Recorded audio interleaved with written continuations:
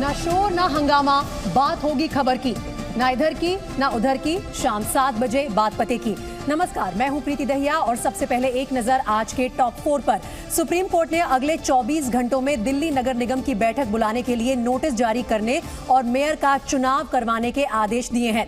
Hindenburg Adani मामले की सुनवाई के दौरान सुप्रीम कोर्ट ने पारदर्शिता की दलील देते हुए अपनी कमेटी बनाने का फैसला सुनाया है।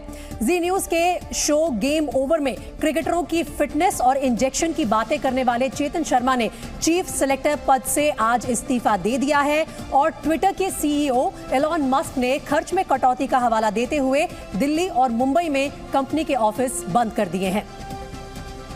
और चलिए शुरुआत करते हैं इस वक्त की बड़ी खबर के साथ, जो कि चुनाव आयोग से आ रही है। इस खबर के मुताबिक शिवसेना से जुड़ा ये बड़ा फैसला आज चुनाव आयोग ने सुना दिया है और अपडेट इस वक्त ये आ रही है कि उद्धव गुट को चुनाव आयोग से बड़ा झटका मिला है। शिवसेना के उद्धव गुट को चुनाव आयोग के इस बड़े फैसले से झटका मिला है, क्योंकि शिंदे गुट का नाम शिवसेना होगा। आधिकारिक तौर पर चुनाव आयोग ने आज ये फैसला सुना दिया है। एकनाथ शिंदे गुट को मिला है शिवसेना का चिन्ह और ये उद्धव गुट को बड़ा झटका मिला है चुनाव आयोग की तरफ से। काफी लंबे समय से शिवसेना के इन दोनों गुटों की तरफ से ये झगड़ा चल रहा था, ये विवाद चल रहा था कि किसे आधिकारिक तौर पर शिवसेना का चिन्ह दिया जाए, लेकिन आज चुनाव आयोग का बड़ा फैसला सामने आया है।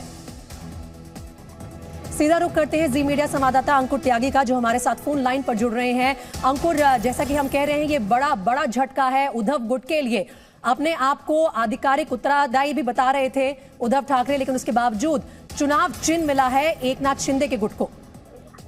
देखिए, बहुत सालों की जो विरासत थी शिवसेना की, जिसको बालासाहेब ठाकरे ने खड़ा किया था, जिनसे पहले प्रबोधन ठाकरे जो उनके पिता थे उन्होंने खड़ा किया था, और वहां पर शिवसेना का जो नाम है और जो चिन्ह है, उन दोनों का एकनाथ शिंदे को जाना ये अपने आप में एक बड़े पॉलिटिकल मूव की तरफ आप देख सकते हैं। यहाँ पर इलेक्शन कमीशन का जो आज फैसला आया है, जो शिवसेना जो नाम है और पार्टी का जो सिंबल है मोहन और धनुष कमान जो था, वो अब एकनाथ शिंदे होल्ड करेंगे। जाहिर तौर पर पार्टी का एक बड़ा हिस्सा वो रहते हैं, काफी बड़ी संख्या में उनके साथ विधायक हैं और 15 से ज्यादा उनके साथ सांसद भी जुड़े हुए हैं। तो ऐसे में बहुत बड़ा एक पॉलिटिकल मूव होते हुए यहाँ पर आप देखेंगे, क्योंकि इसके बाद जो लड़ाई है, क्योंकि अभी हाल ही में अंदाजा इस बात का लगाया जा रहा था, बीएमसी इलेक्शन होने हैं, तमाम म्यूनिसिपैलिटीज में इलेक्शन होने हैं।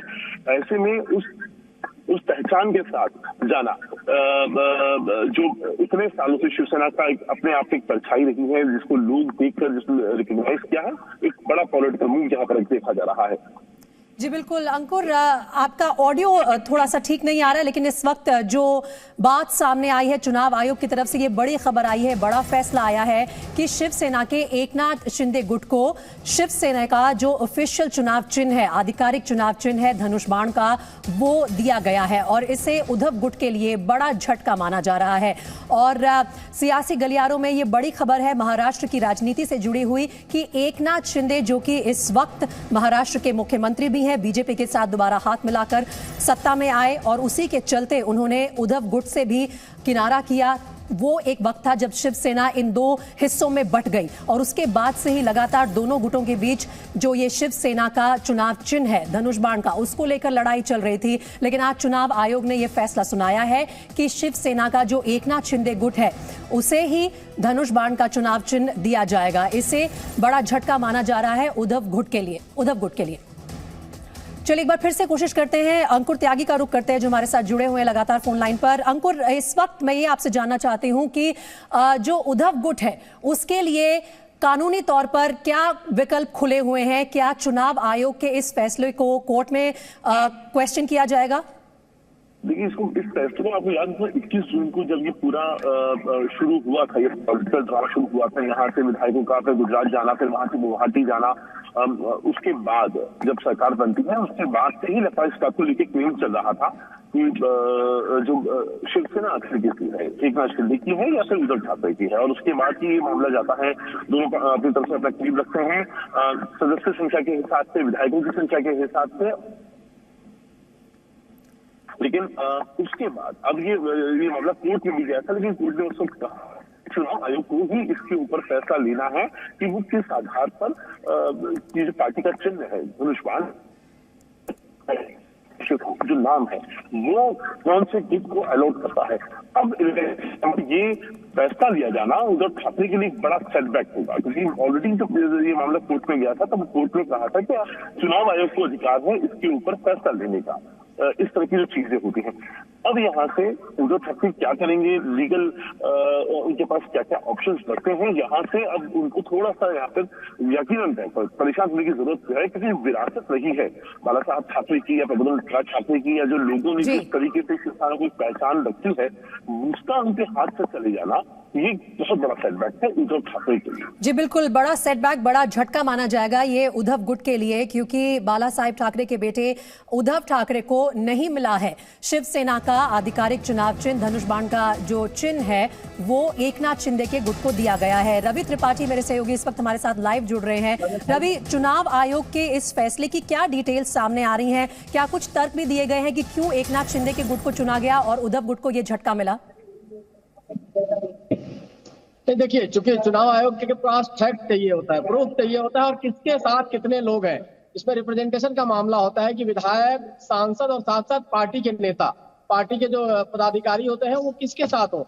ये आपके पास कई सारे इस मामले में उदाहरण है। इससे पहले आप याद कीजिए कि समाजवादी पार्टी का मामला आया था 2017 में, उसके डिवीजन का मामला आया था, उस समय भी चैलेंज हुआ था, 2 गुट हुआ था, लेकिन खास तौर पे साइकिल चुनाव चिन्ह समाजवादी पार्टी को दिया गया था। और समाजवादी पार्टी को इसलिए दिया गया था और अखिलेश गुट को दिया गया था क्योंकि उनके पास विधायक ज्यादा थे, उनके साथ सारी पार्टी के लोग थे, नेता थे। बाकायदे उन्होंने प्रस्ताव पास करके बताया कि पार्टी के सारे नेता मेरे साथ हैं, तो उनको उनका चुनाव चिन्ह यानी साइकिल भी उनके साथ रहने दिया गया और साथ साथ पार्टी भी उनके साथ रही थी।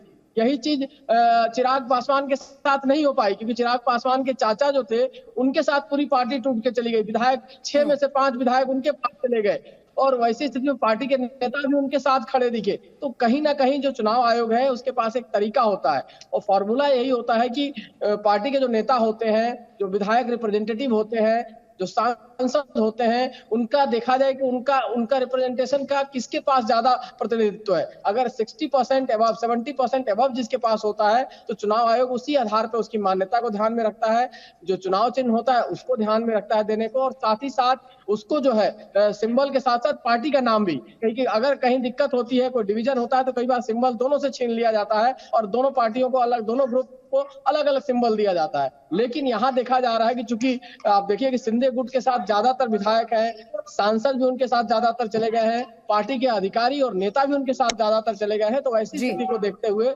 चुनाव आयोग जो फैसला किया है वो यही किया है कि शिंदे गुट को ही चुनाव चिन्ह जो है तीर धनुष का जो उनका चुनाव चिन्ह है वो उनको दिया जाए। और साथ ही साथ ये तो रही विधायकों से जुड़ी टेक्निकल बात, लेकिन मोटा मोटी तौर पर जो बात अब शिवसेना के जो समर्थक है उनको समझनी चाहिए वो ये है कि आज चुनाव आयोग की तरफ से साफ कर दिया गया है कि एकनाथ शिंदे जिस गुट को लीड कर रहे हैं वही असली शिवसेना है। क्या ये सच है?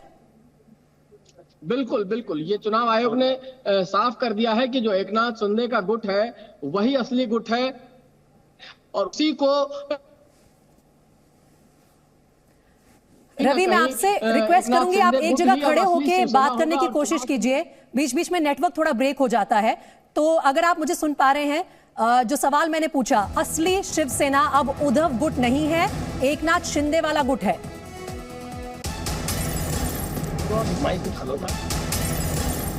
रवि, अगर आप मुझे सुन पा रहे हैं तो हम इस बात को एक बार दर्शकों को क्लियर करना चाहते हैं। चुनाव आयोग की तरफ से आज ये बड़ा फैसला आया है। चुनाव आयोग ने जो शिवसेना का चुनाव चिन्ह है धनुष बाण का, ये कहा है कि आधिकारिक तौर पर एकनाथ शिंदे का जो गुट है उसे वो चुनाव चिन्ह दिया गया है। इसका मतलब ये है कि असली शिवसेना, वो जो लड़ाई चल रही थी, अब वो एकनाथ शिंदे के फेवर में खत्म हुई है। बिल्कुल बिल्कुल, ये चुनाव आयोग का यही फैसला है कि जो विवाद था, दोनों तरफ से दावा किया गया था कि जो नाम है शिवसेना नाम वो किसके साथ रहे वो चीज, और पार्टी का नाम, और साथ ही साथ जो सिंबल का मामला है, जो तीर धनुष जो सिंबल है वो किसके साथ रहेगा, इस बात को लेकर दोनों तरफ से दावेदारी की गई थी। और चुनाव आयोग ने बाकायदे लंबी सुनवाई हुई है। देखिए, चुनाव आयोग में सुनवाई होती है, जैसे कोर्ट में सुनवाई होती है वैसे सुनवाई होती है, कई सारी सिटिंग्स दी जाती है, कई सारी तारीखें दी जाती है, उसमें लोगों को बुलाया जाता है, दोनों पक्षों की बात सुनी जाती है। उसके बाद जो उनका लीगल टीम होता है वो एक राय लेता है और वो बनाता है कि क्या फैसला हो। तो फाइनली ये फैसला हो गया है, चुनाव आयोग ने फैसला लिया है कि आज से जो शिंदे गुट है उसको शिवसेना की असली मान्यता दी गई है, और साथ साथ शिवसेना का जो सिंबल है वो भी अब तीर धनुष शिवसेना के जो शिंदे गुट है उसको मिल जाएगा। तो ये उद्धव ठाकरे के लिए बड़ा झटका है, क्योंकि चुनाव में अब नए सिंबल के साथ उनको जाना पड़ेगा। अगले साल चुनाव होना है, क्योंकि लोकसभा चुनाव के बाद महाराष्ट्र में चुनाव होगा नवंबर दिसंबर के महीने में।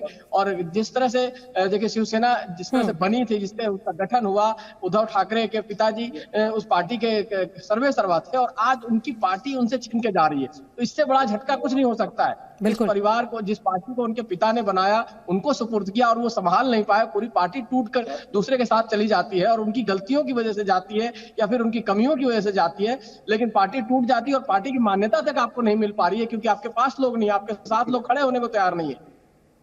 तो रवि, अगर हमें इसे समझना हो महाराष्ट्र की राजनीति से बारीकी से जोड़कर, तो आपने ये साफ कहा है कि ये बाला साहेब ठाकरे के बेटे उद्धव ठाकरे के लिए बड़ा झटका है कि अपने पिता की पार्टी को ही, जिसको उन्होंने अपने दमखम पर इतना आगे बढ़ाया, वो संभाल नहीं पाए। ये बड़ा स्प्लिट माना जाएगा। और अब इसके चलते एकनाथ शिंदे की पोजीशन कितनी ज्यादा स्ट्रांग हो जाती है, ना सिर्फ शिवसेना में बल्कि महाराष्ट्र की पॉलिटिक्स में। नहीं, देखिए एकनाथ शिंदे स्टेब्लिश हो चुके हैं बतौर मुख्यमंत्री, अपने आप को उन्होंने स्टेब्लिश कर लिया है, और ये भी साबित कर दिया है कि ज्यादातर विधायक, देखिए बहुत बड़ी बात होती है, आमतौर पे ऐसी घटनाएं आपको देश के इतिहास में देखने को नहीं मिलेगा। नॉर्थ ईस्ट में ऐसा देखने को मिलता है, नॉर्थ ईस्ट के राज्यों में होता है कि एक बार धोखा दे सकते हैं, लेकिन पार्टी किसकी है किसकी नहीं है यह फैसला तो न्यायालय में होता है ना, न्याय देवता करते हैं। जब सुप्रीम कोर्ट में मामला विचाराधीन है, वहां पे बात अभी चली रही है, आपने आनंद फानन में अभी ये डिक्लेयर कर दिया कि एकनाथ शिंदे की पार्टी है और चुनाव चिन्ह तीर धनुष उनका है, इसका हम निषेध करते हैं। पूरे भारत में अब सभी को विश्वास हो गया है कि चुनाव आयोग पूरी तरह से भाजपा के एजेंट के रूप में काम करती है, और अब चुनाव आयोग पर किसी को विश्वास नहीं है। चुनाव आयोग अपनी विश्वसनीयता खो चुकी है।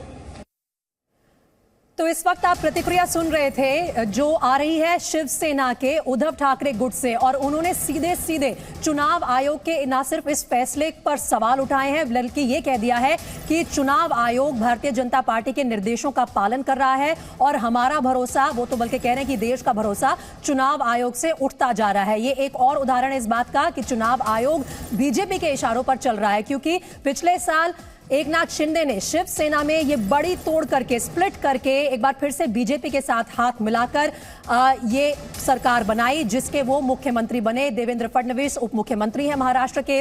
लेकिन उसके बाद से ही जो ये पार्टी डिवाइड हो गई दो हिस्सों में, जिसमें एक है उद्धव ठाकरे गुट, दूसरा है एकनाथ शिंदे गुट। आज उसमें एकनाथ शिंदे गुट को बड़ी सफलता मिली है आज, क्योंकि चुनाव आयोग ने एकनाथ शिंदे गुट को जो शिवसेना का ऑफिशियल चुनाव चिन्ह है धनुष बाण का, वो दिया है। इसका मतलब असली शिवसेना की जो लड़ाई चल रही थी उद्धव ठाकरे और एकनाथ शिंदे के बीच में, आज उस पर फैसला सुनाते हुए चुनाव आयोग ने एकनाथ शिंदे गुट को अपना थम्स अप दिया है, अपनी मोहर दी है, और उन्हें ही असली शिवसेना ठहराते हुए ये जो आधिकारिक चुनाव चिन्ह है धनुष बाण का वो दे दिया है। इसका साफ मतलब ये है कि उद्धव ठाकरे को अब नया चुनाव चिन्ह ढूंढना होगा। उद्धव ठाकरे को अब शुरुआत करनी होगी शून्य से, क्योंकि जो उनके पिता ने पार्टी बनाई थी महाराष्ट्र में, शिवसेना को जिस मुकाम पर लेकर गए थे, जब उद्धव ठाकरे के हाथ में वो पार्टी आई, कुछ साल तो बहुत अच्छे से गुजरे भारतीय जनता पार्टी के साथ अलायंस में, लेकिन जैसे ही उन्होंने महाविकास अघाड़ी की सरकार बनाई, वो सरकार भी ज्यादा दिन नहीं चल पाई। वो अलायंस कितने दिन चलेगा वो तो बाद की बात है, लेकिन फिलहाल उनके हाथ से उनकी खुद की पार्टी की कमान निकल चुकी है। उनका जो सिंबल था, चुनाव चिन्ह था धनुष बाण का, वो चुनाव चिन्ह अब एकनाथ शिंदे गुट को दे दिया गया है, उसे ही असली शिवसेना करार दिया गया है। और ये एक बहुत बड़ा झटका है उद्धव ठाकरे के लिए। पहले सत्ता उनके हाथ से गई और अब उनके हाथ से उनकी पार्टी का सिंबल भी निकल गया है। अगले साल जो लोकसभा चुनाव होने हैं, उसके मद्देनजर अब बिल्कुल शून्य के स्तर से शुरुआत करनी होगी उद्धव ठाकरे को। अपने आप को एक बार फिर से महाराष्ट्र की राजनीति में एस्टैब्लिश करने का बड़ा चैलेंज, बड़ी चुनौती अब उनके सामने है। एक बार फिर से रुक कर लेते हैं हमारे संवाददाता रवि त्रिपाठी का। और रवि, इस वक्त ये बड़ा फैसला सामने आया है, जो प्रतिक्रिया आई है उद्धव ठाकरे गुट की तरफ से, वो कह रहे हैं कि अब ये एक बार फिर से जाहिर हो जाता है, साफ हो जाता है कि चुनाव आयोग बीजेपी के इशारों पर काम कर रहा है, फैसले सुना रहा है।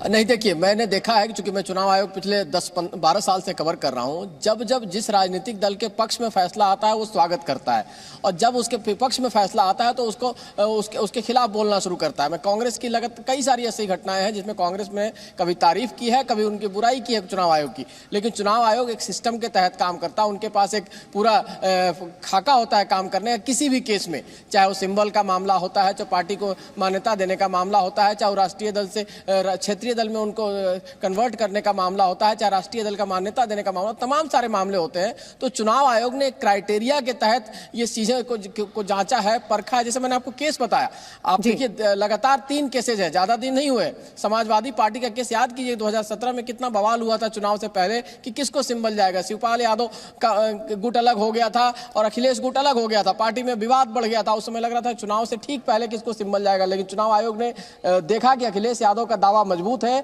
उनके साथ विधायक हैं, उनके साथ सांसद हैं, उनके साथ पार्टी के पदाधिकारी ज्यादातर है, 2/3 पदाधिकारी उनके साथ है, तो आखिरकार उनको पार्टी का नाम भी और सिंबल भी मिला। इसी तरह से मैंने कहा दूसरा उदाहरण है चिराग पासवान का, उनकी पार्टी जो है लोक जनशक्ति पार्टी, वो 2 हिस्सों में टूट गई, उसका सिंबल किसी को नहीं मिला, न चचा को सिंबल मिला, न भतीजा को सिंबल मिला। तमाम फैसले आए हैं चुनाव आयोग के, इनको अभी ज्यादा दिन नहीं हुए हैं, लेकिन प्रतिक्रिया जो आनी शुरू हुई है वो एक बार फिर से अपने दर्शकों को सुना देते हैं। उद्धव गुट की तरफ से प्रतिक्रिया आई है। आनंद दुबे जो उद्धव गुट के नेता है, उन्होंने कहा है कि चुनाव आयोग का ये जो फैसला है ये वही है जिस बात का हमें डर था।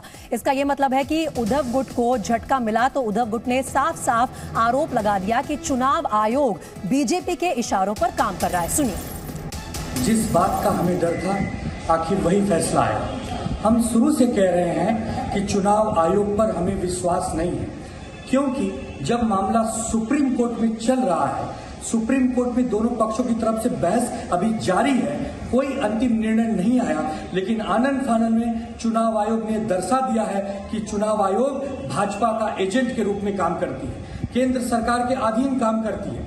किसी पार्टी को आप तोड़ सकते हैं, आप उसे धोखा दे सकते हैं, लेकिन पार्टी किसकी है किसकी नहीं है यह फैसला तो न्यायालय में होता है ना, न्याय देवता करते हैं। जब सुप्रीम कोर्ट में मामला विचाराधीन है, वहां पे बात अभी चली रही है। आपने आनंद फानन में अभी ये डिक्लेयर कर दिया कि एकनाथ शिंदे की पार्टी है और चुनाव चिन्ह तीर धनुष उनका है।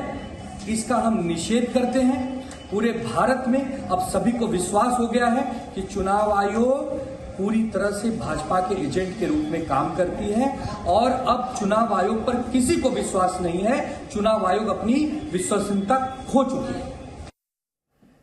तो शिवसेना में उद्धव गुट के प्रवक्ता और नेता आनंद दुबे को आप सुन रहे थे। और रवि, जो आनंद दुबे बात कर रहे हैं कि ये मामला अभी सुप्रीम कोर्ट में भी है, वहां से कोई फैसला नहीं आया है, तो वहां से क्या किसी तरह की कोई राहत या इस फैसले को पलटने का इंतजार कर सकता है उद्धव गुट? देखिए, नॉर्मली चूंकि सभी संस्थाएं स्वायत्त संस्थाएं हैं, चाहे सुप्रीम कोर्ट हो चाहे चुनाव आयोग हो, कुछ मामले में सुप्रीम कोर्ट इंटरवेन करता है, डायरेक्शन देता है जब उसको लगता है कि कहीं कोई गड़बड़ है तो। लेकिन मुझे लगता है कि जिस तरह का इतिहास रहा है उसमें चुनाव आयोग के ये चुनाव आयोग के अधिकार क्षेत्र में मामला आता है, ये सुप्रीम कोर्ट के अधिकार क्षेत्र में नहीं आता। जो भी प्रवक्ता बोल रहे हैं शिवसेना के चाहे उद्धव गुट के, उनको शायद इस बात की जानकारी नहीं है। मामला कोर्ट में चल सकता है, आप एक पैरेलल चल सकता है, हो सकता है कोर्ट इस मामले में चुनाव आयोग को कुछ कहे भी, देखे भी इस मामले को लेकर, लेकिन इस मामले का फैसला, इस तरह के जितने मामले होते हैं, इसका फैसला चुनाव आयोग करता है। मैंने आपको एग्जांपल दिखाया, खाली 3 एग्जांपल नहीं है, इससे कई सारे एग्जांपल मैं देख रहा हूं। अभी खोल रहा था चुनाव आयोग का रिलीज, तो अभी तक 43 पेज, मतलब 43 पेज, लगभग 50 पन्नों का टोटल रिलीज आप देखिए। अभी भी ये लगभग, रवि मैं आपको रोकूंगी थोड़ी देर के लिए। बीजेपी नेता किरीट सोमैया इस वक्त हमारे साथ फोन लाइन पर जुड़ रहे हैं। किरीट सोमैया जी, आपने ये फैसला पढ़ लिया होगा, सुन लिया होगा, इस वक्त आ गया है कि शिंदे गुट जो है शिवसेना का, वही असली शिवसेना है, लेकिन साथ साथ उद्धव गुट की तरफ से यह आरोप है कि ईसी ने जो ये फैसला सुनाया है ये बीजेपी के दबाव में सुनाया है।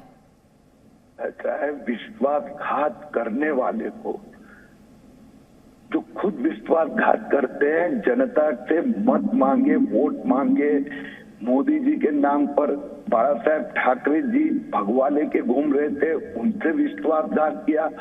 अब वो दूसरे पे विश्वास कैसे रखेंगे? उनके लिए तो न्यायालय भी विश्वासघात किए, ईडी भी है और चुनाव आयोग भी है।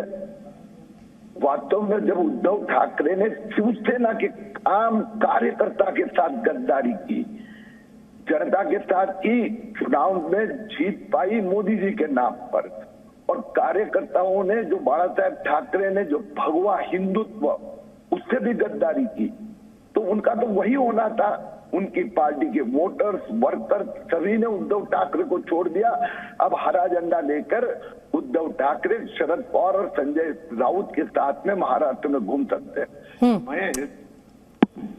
किरीट सोमैया जी, आप एक बात बताइए कि अब इस फैसले के बाद से आपको लगता है कि उद्धव गुट में, अच्छा मुझे बताया गया है कि किरीट सोमैया के साथ जो हमारा फोन था वो डिस्कनेक्ट हो गया, हम दोबारा कोशिश करेंगे। और बहुत सारी प्रतिक्रिया इस वक्त आ रही हैं, ना सिर्फ एकनाथ शिंदे और उद्धव गुट की तरफ से, लेकिन तमाम जो महाराष्ट्र की राजनीति से जुड़े बड़े दल हैं वो भी अपनी प्रतिक्रिया इस वक्त दे रहे हैं। वापस मैं चलती हूँ मेरे सहयोगी रवि त्रिपाठी के पास। रवि, जो सवाल इस वक्त सबके मन में आ रहा है वो ये है कि जो फूट है, जो दरार है शिवसेना में, वो तो और गहरी हो जाएगी, लेकिन इसके अलावा उद्धव ठाकरे को क्या और ज्यादा इस वक्त नुकसान उठाना पड़ेगा? जो कुछ विधायक उनके साथ बचे थे, क्या वो भी अब एकनाथ शिंदे के पास जा सकते हैं? बिल्कुल बिल्कुल। देखिए, ये एक तरह से शिंदे गुट को मान्यता है, मुहर है उनको, और मुहर लगने के साथ होता है कि पार्टी के जो नेता अभी तक उहापोह में होंगे, किधर जाएं, क्या होगा, सिंबल मिलेगा, पार्टी का नाम क्या होगा, वो कहीं ना कहीं जो अभी उहापोह में होंगे वो भी चले जाएंगे। जिस तरह से आपने देखा था गुवाहाटी में विधायकों की लाइन जब शुरुआत हुई थी, एकनाथ शिंदे गए थे तो कुछ विधायकों के साथ गए थे, और धीरे धीरे करके महाराष्ट्र से जो विधायक कैबिनेट की मीटिंग में होते थे, जो मिल के जाते थे उद्धव ठाकरे से, पता चलता था शाम को गुवाहाटी में होते थे।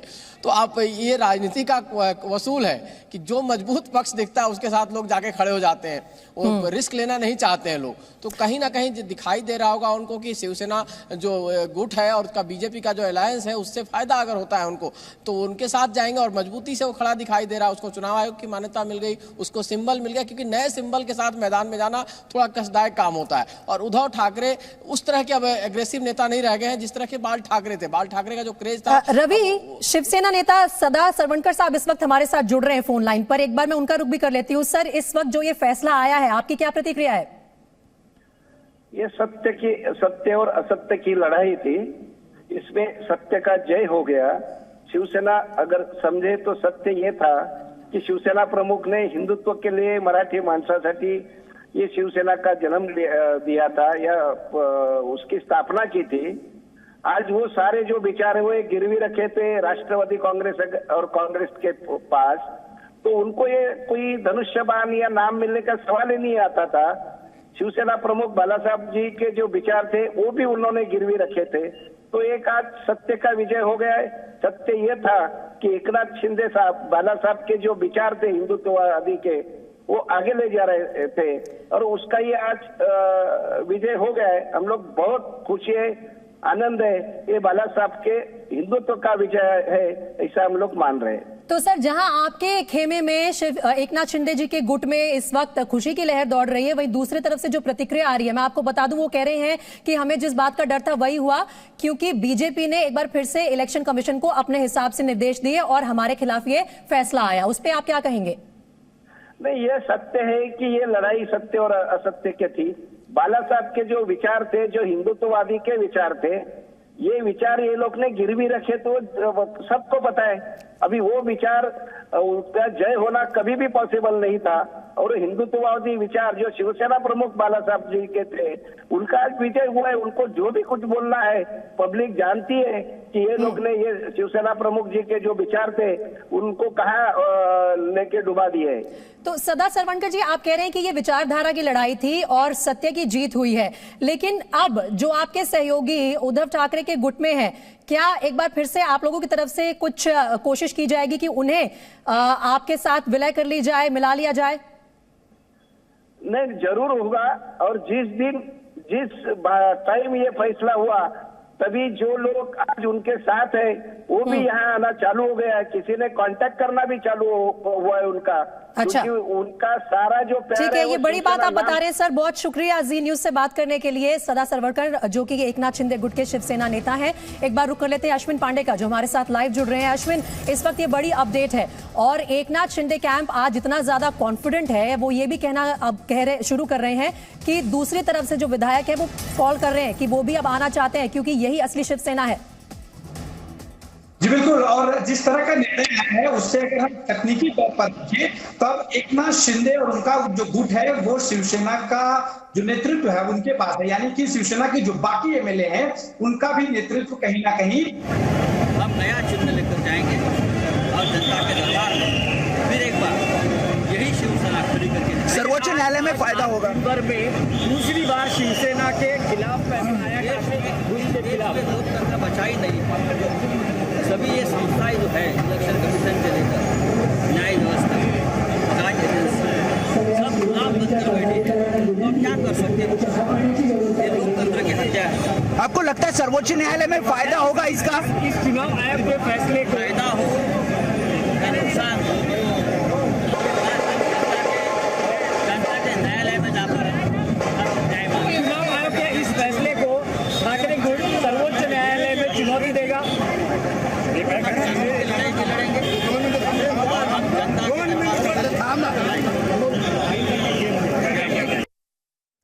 संजय राउत को सुन रहे थे आप। एकनाथ शिंदे के विपरीत खड़े थे, उद्धव गुट के साथ रहे थे। बड़े नेता है शिवसेना के, काफी लंबे समय से महाराष्ट्र की राजनीति का जाना माना चेहरा। और अश्विन वो कह रहे हैं कि ये फैसला एक बार भले ही हमारे खिलाफ आया है, लेकिन सब जानते हैं कि देश में लोकतंत्र तो बचा ही नहीं है।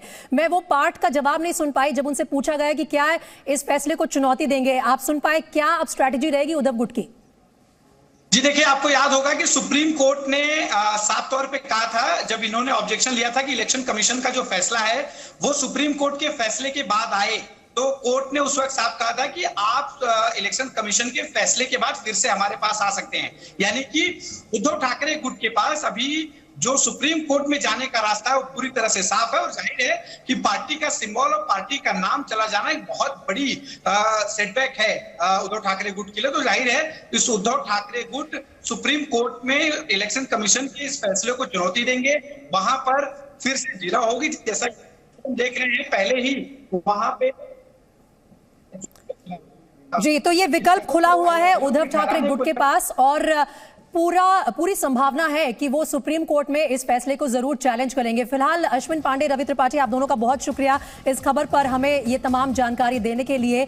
और इस वक्त की बड़ी खबर यही है कि उद्धव गुट को शिवसेना के बड़ा झटका मिला है, क्योंकि चुनाव आयोग ने एकनाथ शिंदे के गुट को असली शिवसेना बताते हुए उन्हें ही चुनाव चिन्ह दिया है। पेट्रोल, डीजल और केरोसिन के दाम बढ़ने के बाद पाकिस्तानी जनता का गुस्सा शहबाज सरकार पर फूट पड़ा। पाकिस्तान के लोगों का कहना है कि तिल तिल कर मरने से अच्छा है कि सरकार उन पर एक ही बार एटम बम गिरा दे। महंगाई से परेशान पाकिस्तान की जनता के आंसू रुक नहीं रहे। पाकिस्तान के लोग शहबाज सरकार पर हर मोर्चे पर फेल होने का आरोप लगा रहे हैं। देखो, लंदन अमेरिका में रहता है, इधर हम लोगों का कोई एहसास नहीं। पाकिस्तान का विपक्ष ही नहीं, वहाँ की आवाम भी सरकार से खुद पर महंगाई बम गिराने की बजाय एटम बम गिराने की अपील कर रही है। मैं तो कहता हूँ कि जो बम पाकिस्तान ने बनाया है एटम बम, वो हम पे एक दफा गिराए दे, ताकि मतलब हमारा यह सफाया हो जाए। सरकार ने 16 फरवरी से पेट्रोल में करीब 23 रुपए तो डीजल में 17 रुपए प्रति लीटर की बढ़ोतरी की है। अब पाकिस्तान में 1 लीटर पेट्रोल 272 रुपए का तो 1 लीटर डीजल 280 रुपए का हो गया है, जिससे लोगों की परेशानी बढ़ गई है। रात के अंधेरे में पेट्रोल पंप गिराते हैं हर दफा, कभी 30 रुपए, कभी 20 रुपए, कभी 50 रुपए। अब मैं ये समझता हूँ कि लोग इस वक्त इस कदर लोग परेशान हैं कि लोग अपने आप को आग लगाएंगे। पाकिस्तान में पिछले 1 महीने में पेट्रोल 58 रुपए और डीजल 53 रुपए महंगा हुआ। साफ है पाकिस्तान में महंगाई की मार ने जनता का जीना मुश्किल कर दिया है। लोगों को रोजी रोटी तक के लाले पड़ गए हैं। खाने पीने की चीजों के दाम इतने बढ़ गए हैं कि भुखमरी का संकट खड़ा हो गया है। और यही वजह है कि पाकिस्तान की जनता महंगाई के लिए अब शहबाज सरकार को कोस रही है। कोई खुदा का खौफ खाओ, हम मजलूमों में क्यों जुल्म किया जा रहा है? पाकिस्तान की जनता की आंखों में ये आंसू इसलिए हैं क्योंकि उनका मानना है कि शहबाज सरकार के कार्यकाल के दौरान अमीरों और गरीबों में फासला बढ़ा है। अमीर से अमीर तर हो रहा है, गरीब से गरीब तर हो रहा है। रोटी खाने के लिए हमारे पास नहीं, बच्चों के लिए पढ़ाने के लिए हमारे पास खर्चा नहीं। पाकिस्तान ने एक बार फिर पेट्रोल की कीमतों में 22 रुपए 20 पैसे प्रति लीटर की वृद्धि की है, जिसके बाद खाने पीने की चीजों के दाम बढ़े हैं। गेहूं का आटा और चाय पत्ती जैसी चीजें आम लोगों की पहुंच से बाहर हो गई हैं। पाकिस्तान की बेबस आवाम ही नहीं बल्कि अब तो वहां के कारोबारी भी शहबाज सरकार की नीतियों से परेशान हैं। कारोबारियों का कहना है कि बेतुकी और निरंकुश सरकारी नीतियों की वजह से उनका कारोबार चौपट हो रहा है। ये तस्वीरें कराची के एक कपड़ा मार्केट की हैं। यहाँ कभी दिन में हजारों की भीड़ जमा रहती थी, लेकिन आज ये बाजार सूना पड़ा है। दुकानदार अपनी दुकानें तो खोलकर बैठे हैं, लेकिन इन दुकानों पर खरीदारी करने के लिए ग्राहक नहीं आ रहे हैं। वजह है कपड़ों की कीमतों में बेतहाशा बढ़ोतरी। लिहाजा दुकानदारों का कहना है कि वो अपनी दुकानें हमेशा के लिए बंद करने को मजबूर हो गए हैं। महंगाई है, सब बढ़ता जा रहा है, तो ये हो सकते हैं कि हम लोग मजबूर हो गए, ये दुकानों छोड़ने में तैयार हो जाएगा। पाकिस्तान में महंगाई का अंदाजा इस बात से लगा सकते हैं कि जिस जैकेट की कीमत पिछले साल 2000 थी, वो अब 3500 रुपए में मिल रही है। और यही वजह है कि दुकानों से ग्राहक गायब हैं और कारोबारियों के लिए घर चलाना मुश्किल हो रहा है। बस ये है कि जिंदगी गुजारनी है, जो कि गुजार रहे हैं। चीजें दिन ब दिन रेट बढ़ते जा रहे हैं। पाकिस्तान के लोगों का कहना है कि शहबाज सरकार IMF को खुश करने के लिए जनता को सूली पर चढ़ा रही है। वहीं पाकिस्तान नेशनल असेंबली की सदस्य सायरा बानो ने शहबाज सरकार पर महंगाई को लेकर हमला बोला। उन्होंने कहा कि सरकार जनता को तड़पाने के बजाय उन पर एटम बम बरसा दे। नेशनल असेंबली में पाकिस्तान के मिनी बजट पर बोलते हुए सायरा बानो ने कहा कि पाकिस्तान की जनता पर नए टैक्स किसी बम से कम नहीं। ब्याह महंगे हो गए हैं, तो इसका आसान तरीका है कि खामोशी से कर ले, 4 साल बाद मीडिया निकाल लेगा, पता ही न चले किसी को। स्पीकर साहब, कल तो आए इसाक साहब और एक बम गिराकर चले गए। वित्त मंत्री इशाक डार पर हमला बोलते हुए सायरा बानो ने कहा कि शहबाज सरकार के मिनी बजट के बाद 25,000 से 50,000 रुपए मासिक वेतन पाने वालों को तो भूल जाइए, अब 1 लाख रुपए मासिक वेतन लेने वाले को भी अपने घर का खर्च चलाना मुश्किल हो रहा है। कि 15 और 25 वाले को तो छोड़ें, मुझे एक 50,000 वाले का बजट बनाकर दिखा दें। सायरा बानो ने शहबाज सरकार पर जनता से जीने का हक छीनने का आरोप लगाया। उन्होंने पाकिस्तान पीपल्स पार्टी के नेता बिलावल भुट्टो जरदारी से महंगाई के खिलाफ मार्च निकालने की अपील की। अंतर्राष्ट्रीय मुद्रा कोष से 1.7 अरब डॉलर का कर्ज लेने के लिए पाकिस्तान की शहबाज सरकार कई कड़े कदम उठा रही है। पाकिस्तान में अब दवा की कीमतों में इजाफा हुआ है। पाकिस्तान वित्त मंत्रालय और फेडरल बोर्ड ऑफ रेवेन्यू ने कच्चे माल के आयात पर सब्सिडी देने से इनकार कर दिया है। इसके साथ ही कच्चे माल के आयात पर कस्टम ड्यूटी में भी छूट नहीं मिलेगी। शहबाज सरकार के इस कदम से दवा की कीमतें बढ़ गई हैं। पाकिस्तान में अब 500 मिलीग्राम पैरासीटामोल टैबलेट की MRP 80 पैसे प्रति टैबलेट से बढ़कर 2 रुपए 67 पैसे हो गई है। पैरासीटामोल सिरप की MRP 117 रुपए प्रति पैक हो गई है। पाकिस्तान अब तक के सबसे बुरे आर्थिक संकट से गुजर रहा है और देश में महंगाई अपने चरम पर पहुंच गई है। ऐसे में पाकिस्तानी जनता को आटा और चीनी जैसी जरूरी चीजें भी नहीं मिल पा रही हैं। इसकी वजह है खाने के सामान के दाम आसमान पर पहुंचना। इसी वजह से लोग अब आटा, चीनी और घी जैसी खाने पीने की जरूरी चीजें नहीं खरीद पा रहे हैं। आटा, दाल, चीनी, घी, ये सब चीजें ये कहाँ तक जाएंगी? पाकिस्तान की आवाम सरकार से राहत की उम्मीद लगाए बैठी थी, लेकिन शहबाज सरकार की नीतियों ने उनका बजट बिगाड़ दिया है। लोगों को आटा, दाल के लिए लाइन लगानी पड़ रही है। गरीब आवाम कहाँ से खाएगी? आटे की लाइन में लगे, हमें आटा नहीं मिल रहा। लेकिन पाकिस्तान की जनता की माने तो देश के हालात आने वाले दिनों में और बिगड़ने वाले हैं, क्योंकि पेट्रोल के दाम बढ़ने के बाद इसका असर कई और चीजों पर होना बाकी है। एक पेट्रोल बढ़ने से हर चीज बढ़ गई है। गरीब आवाम नीचे से नीचे और अमीर ऊपर से ऊपर जा रहा है। इस बीच पाकिस्तान की पीठ पर महंगाई का बोझ लादकर PM शहबाज शरीफ टर्की रवाना हो गए हैं। यहाँ दिल्ली नगर निगम के मेयर के चुनाव को लेकर सुप्रीम कोर्ट ने बड़ा आदेश दिया है। आम आदमी पार्टी नेता डॉक्टर शैली ओबरॉय ने मेयर के चुनाव को लेकर सुप्रीम कोर्ट में याचिका दाखिल की थी, जिस पर सुनवाई के दौरान सुप्रीम कोर्ट ने अपने आदेश में कहा है कि दिल्ली नगर निगम की पहली बैठक का नोटिस 24 घंटे के भीतर जारी हो। नोटिस में पहली मीटिंग की तारीख होगी और निगम की पहली बैठक में ही मेयर का चुनाव होगा। साथ ही इस चुनाव में मनोनीत सदस्यों को वोट देने की इजाजत नहीं होगी। सुप्रीम कोर्ट ने कहा कि संविधान के मुताबिक मनोनीत पार्षद मेयर पद के चुनाव के वोट नहीं डाल सकते। इसके अलावा मेयर चुने जाने के बाद उनकी अध्यक्षता में उप मेयर और स्थायी समिति के सदस्यों का चुनाव होगा। दिल्ली के मुख्यमंत्री अरविंद केजरीवाल ने सुप्रीम कोर्ट के आदेश को जनतंत्र की जीत बताया है। आज हमारी आम आदमी पार्टी की जीत है, अरविंद केजरीवाल जी की सच्चाई की जीत है। और हम सबसे पहले बहुत बहुत धन्यवाद करना चाहेंगे सुप्रीम कोर्ट का। हमें सुप्रीम कोर्ट पर पूरा भरोसा था कि निष्पक्ष होकर वो अपना आज का वर्डिक्ट देंगे और हम उम्मीद करते हैं कि जल्द से जल्द सुप्रीम कोर्ट ने जो ऑर्डर दिया है कि जल्द से जल्द चुनाव करवाने का, जल्द से जल्द चुनाव होंगे। और बेंगलुरु में चल रहे एयर शो 2023 का आज समापन हो गया। पिछले 5 दिनों से जारी एरो इंडिया शो का आज बेंगलुरु में समापन किया गया। मेक इन इंडिया को बढ़ावा देते हुए इस साल कई नए उपकरणों की प्रदर्शनी की गई। केंद्रीय मंत्री स्मृति ईरानी ने पीएम मोदी के खिलाफ विदेशी साजिश का खुलासा किया है। उन्होंने अमेरिकी अरबपति जॉर्ज सोरोस पर भारत के लोकतंत्र में दखल देने का आरोप लगाया। बीबीसी के खिलाफ आईटी सर्वे को लेकर बिहार के मुख्यमंत्री नीतीश कुमार ने केंद्र सरकार पर निशाना साधा। उन्होंने कहा कि अगर कोई मोदी सरकार के खिलाफ बोलेगा तो उन्हें परिणाम भुगतने होंगे। दिल्ली के यमुना विहार में पार्किंग विवाद के बाद बदमाशों ने बाप बेटे को गोली मार दी। फिलहाल दोनों की हालत गंभीर बनी हुई है। पुलिस ने एक आरोपी के खिलाफ मामला दर्ज कर लिया है।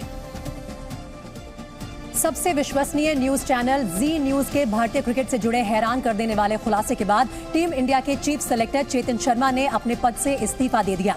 जी न्यूज के शो गेम ओवर का ही ये असर रहा कि 3 दिन की चुप्पी के बाद बीसीसीआई ने चेतन शर्मा के इस्तीफे की अटकलों पर मोहर लगा दी और इसका ऐलान बीसीसीआई के उपाध्यक्ष राजीव शुक्ला ने जी न्यूज के कैमरे पर ही किया। उन्होंने स्वयं अपना इस्तीफा बीसीसीआई सेक्रेटरी को भेजा और बीसीसीआई सेक्रेटरी ने इस्तीफे को स्वीकार कर लिया। अब नए व्यक्ति की नियुक्ति होगी। राजीव शुक्ला ने जो कुछ कहा इससे साफ है कि जी न्यूज के खुफिया कैमरे पर चेतन शर्मा ने जो कुछ कहा उसे बीसीसीआई ने आपत्तिजनक माना। वो भी इतना कि बीसीसीआई के मुख्य चयनकर्ता पर पद से हटाने की तलवार लटकने लगी। हालांकि खुलासे के बाद 3 दिनों तक इस मामले में पूरी तरह चुप्पी छाई रही, लेकिन आखिरकार बीसीसीआई को ये साफ करना पड़ा कि चेतन शर्मा ने बीसीसीआई के सेक्रेटरी जय शाह को खुद ही इस्तीफा भेज दिया। उन्होंने स्वयं अपना इस्तीफा बीसीसीआई सेक्रेटरी को भेजा और बीसीसीआई सेक्रेटरी ने इस्तीफे को स्वीकार कर लिया। अब नए व्यक्ति की नियुक्ति होगी। यानी टीम इंडिया दिल्ली के अरुण जेटली स्टेडियम में जिस वक्त ऑस्ट्रेलिया से 2-2 हाथ आजमाने के लिए उतरी, उस वक्त बीसीसीआई के अंदर तूफान चल रहा था। टीम इंडिया के चीफ सेलेक्टर अपने पद से इस्तीफा दे चुके थे और बीच दौरे में नई टीम और अगली सीरीज के लिए खिलाड़ियों को चुनने वाली कमेटी के प्रमुख का पद ही खाली हो चुका था। ऐसे में टीम इंडिया के चीफ सेलेक्टर के पद के लिए कई नामों की अटकलें शुरू हो गई। जी न्यूज को सूत्रों से जो खबर मिली उसके मुताबिक पूर्व क्रिकेटर शिव सुंदर दास को अंतरिम चीफ सेलेक्टर बनाया जा सकता है। हालांकि अभी शिव सुंदर दास के नाम पर न तो औपचारिक रूप से सहमति बनी है और न ही उनके नाम पर विचार करने को लेकर बीसीसीआई की तरफ से कुछ कहा गया है। इन अटकलों के बीच इस बात से ज्यादातर लोग सहमत थे कि किसी भी वक्त बीसीसीआई के चयन समिति के अध्यक्ष चेतन शर्मा का इस्तीफा लिया जा सकता है। अगर वो खुद इस्तीफा नहीं देते तो उन्हें पद से हटाया भी जा सकता था। हालांकि ऐसी चर्चा आम होने के बावजूद बीसीसीआई के तमाम अधिकारी चुप्पी साधे रहे। यही नहीं, जब जी न्यूज को सूत्रों से चेतन शर्मा के इस्तीफे की जानकारी मिल गई, इसके बावजूद बीसीसीआई के अधिकारी कैमरे से बचने की कोशिश करते रहे। एक मिनट, एक छोटा सा बीसीसीआई की बात, आपने अच्छा इस्तीफा तो स्वीकार कर लिया गया। इस्तीफा पर बताइए, इस्तीफा स्वीकार कर लिया। चेतन शर्मा के इस्तीफे से जुड़ी पक्की खबर जी न्यूज के पास थी, लेकिन जब दिल्ली में इस खबर की पुष्टि करने के लिए बीसीसीआई के अधिकारी तैयार नहीं हुए तो हमारी टीम ने मुंबई में बीसीसीआई के कोषाध्यक्ष से इस पर बात करनी चाहिए। थोड़ा बीसीसीआई का बोला ना सर, इस्तीफा दे दिया है सर उन्होंने। सर चेतन शर्मा ने इस्तीफा दे दिया सर।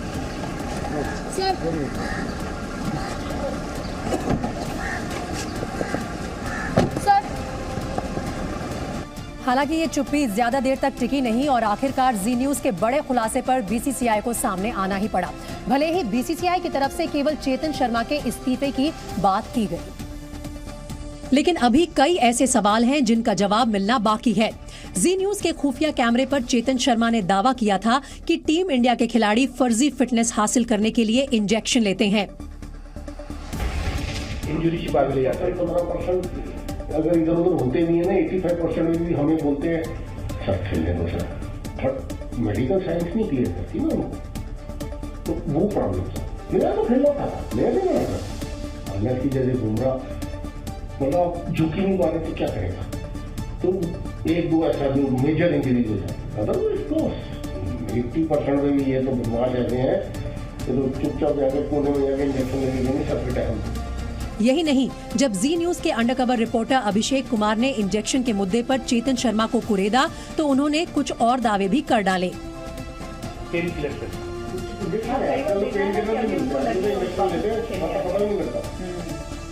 का तो सब्सक्रिप्शन लेना पड़ेगा ना, एंटी डोपिंग में आ जाएगा। अच्छा, इंजेक्शन का तो सीधा उनको पता है कौन से इंजेक्शन है जो एंटी डोपिंग में नहीं आते।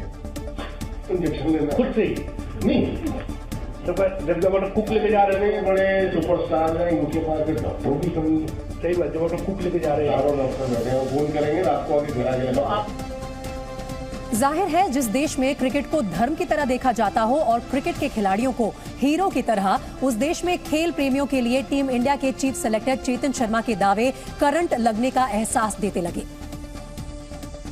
हालांकि इसी बातचीत में चेतन शर्मा ने जी न्यूज के अंडरकवर रिपोर्टर को पूर्व कप्तान विराट कोहली और बीसीसीआई के पूर्व प्रमुख सौरव गांगुली के बीच अनबन होने का भी खुलासा कर दिया। चेतन शर्मा ने विराट कोहली पर खुद के खेल से भी बड़ा होने और झूठ बोलने का आरोप लगाया था, लेकिन चेतन शर्मा के इस्तीफे की खबर पर मुहर लगाने वाले बीसीसीआई के उपाध्यक्ष खिलाड़ियों के इंजेक्शन लेने से लेकर अनबन के खुलासों पर अपना मुंह खोलने को तैयार नहीं। देखिए, जिनको आप खुलासे बोल रहे हैं उन चीजों के डिटेल में मैं नहीं जाना चाहता, उनके विस्तार में नहीं जा सकता। खास तौर पर विराट कोहली और सौरव गांगुली से जुड़े खुलासे पर बीसीसीआई का रुख पूछने पर राजीव शुक्ला का अंदाज इसे नकारने से ज्यादा टालने वाला रहा। किस्म की कोई कॉन्स्पिरेसी नहीं रची गई, न विराट कोहली को हटाने के लिए न कुछ। बीसीसीआई में कोई कॉन्स्पिरेसी नहीं रची जाती। हम सबको साथ लेके चलते, एक परिवार है, फैमिली की तरह है, और हम फैमिली को साथ लेके चलते हैं। बहरहाल चेतन शर्मा ने जी न्यूज के खुफिया कैमरे पर जो कुछ दावा किया उसमें कितना सच और कितना झूठ है, इस पर तो बीसीसीआई ही आधिकारिक रूप से कुछ कह सकती है, लेकिन चेतन शर्मा के यही दावे उनके लिए मुसीबत साबित हुए और चेतन शर्मा की 3 महीने में दूसरी बार बीसीसीआई ने चीफ सेलेक्टर के पद से हटा दिया।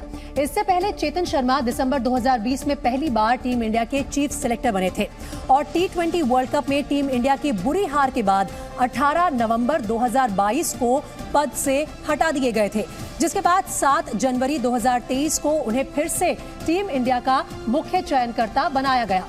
लेकिन 14 फरवरी को जी न्यूज के स्टिंग ऑपरेशन में चेतन शर्मा ने कई सनसनीखेज खुलासे कर डाले, जिसकी वजह से उन्हें एक बार फिर अपने पद से इस्तीफा देने के लिए मजबूर होना पड़ा। और इस वक्त की बड़ी खबर का एक बार फिर से रुख कर लेते हैं, जो कि चुनाव आयोग से आ रही है। आज चुनाव आयोग ने शिवसेना के उद्धव गुट को बड़ा झटका देते हुए जो शिवसेना का चुनाव चिन्ह है उसे एकनाथ शिंदे गुट को सौंप दिया और उसे ही असली शिवसेना करार दिया। इस वक्त कुछ तस्वीरें आ रही हैं एकनाथ शिंदे गुट की, जहां पर जश्न का माहौल है, आतिशबाजी के साथ खुशी जाहिर कर रहा है एकनाथ शिंदे गुट।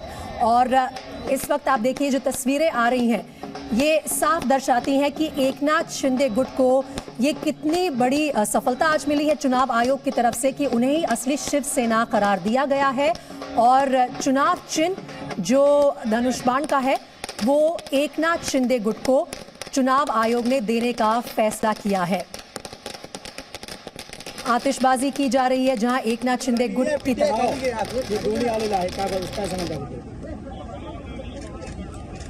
अखेर सत्याचा विजय झाला।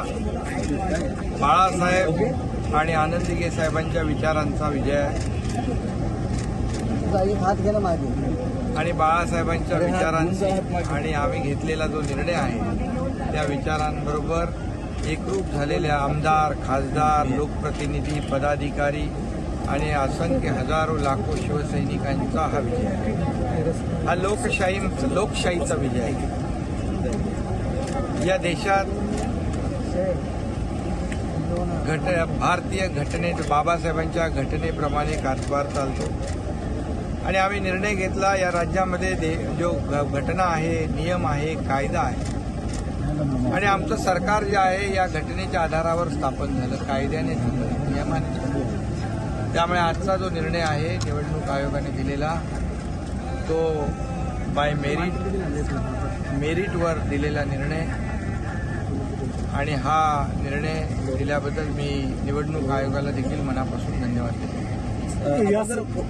बघितलं तर विरोधकांकडनं आता टीका केली जाते की लोकशाहीला धरून हा निर्णय नाही, खोकेरांचा निर्णय आहे, अशा पद्धतीच्या टीका अजूनही केल्या जाते.